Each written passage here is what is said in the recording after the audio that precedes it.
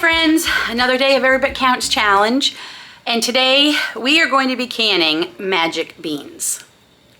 That's what Grace always called them. She thought it was pretty cool because when we blanch these are going to change color. And I managed to pick quite a few just a few minutes ago before the rain is coming. We are in the path of hurricane, I think it's Debbie, that they're calling this one, and we are any minute going to be getting rain. I just had to bring in all my dehydrators and put away a few things outside in anticipation of this storm.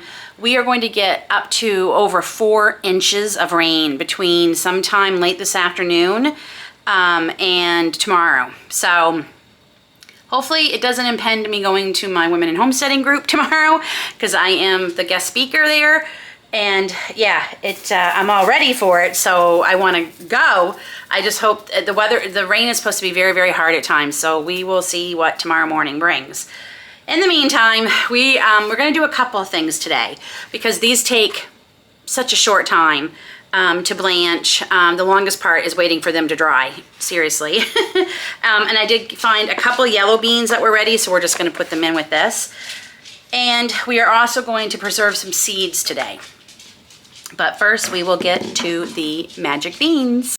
So we got our pot of water boiling, and I have washed all these, snapped off all the edges, the little stemmy things at the end. And we are just gonna parboil these for 3 minutes. And then I'm gonna put this paper towel back into the bowl, because that's where I'm gonna put them. You could shock these to stop the cooking.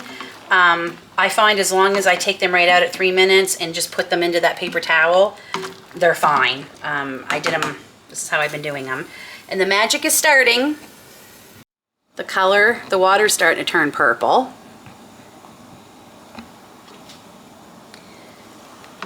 And the beans are starting to turn green.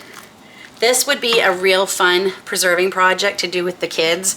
I know mine always got a kick out of it when the purple beans turned to green when they were little. It's been a long time since I've grown purple beans, and I don't know why it took me so long to keep growing them again, because they're my favorite to grow. They grow even faster than yellow beans, I think, and they are fun, obviously, and they're much easier to pick because you can see the purple amongst all the green.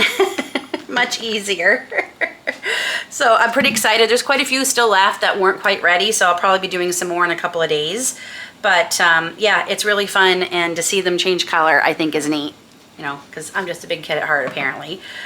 So they are almost done. Now you can freeze green beans and yellow beans and purple beans without parboiling them, but I will tell you, the flavor is not as good. The texture is not great. I would recommend parboiling them. I've not done it in the past and regretted it.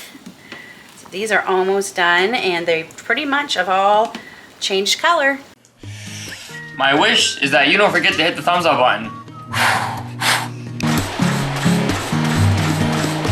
I'm running, and you should too, and hit that subscribe button. I know what you've been asking yourself. How can I make a difference? I'm just one person. I can make a difference, but I'm just one person. Well, my friends, I'm here to tell you that it's free, quick, and easy. Share this video on your social media and make that difference today. So our purple beans are now completely green. They're parboiled along with a few yellow beans that I had. So I'm just gonna let these cool and dry up a bit before we vacuum seal them with the Nesco vacuum sealer. So we're just gonna set these aside. What you're not going to see today is I'm also getting started on making some sweet gherkin pickles. They are David's absolute favorite.